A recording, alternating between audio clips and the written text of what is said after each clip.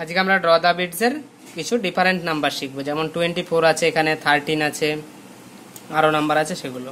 24 তার মানে এই রডে 4 আছে, আমরা এই রডে 4 করে দেবো, এই এখানে টাচ করে 1 2 3 4 নিচে টাচ করলো না।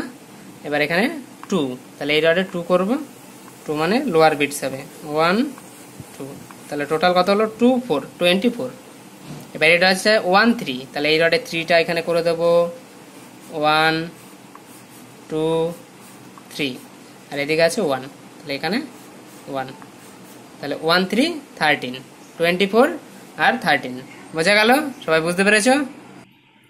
এবার এখানে আছে 32 আর এদিকে আছে 41, তাহলে এখানে 1 41, তার মানে এখানে একটা বিট ড্র করতে হবে, যেহেতু 1 আছে 1 আর এখানে 4 40 মানে 4টে বিটস 1 2 3 4, তাহলে 4 1 41, এখানে 4 বিটস মানে 4, এদিকে 1 41, এখানে 3 2, তাহলে এখানে 2 বিট ড্রয়িং করে নিই 1 2, আর এখানে 3 1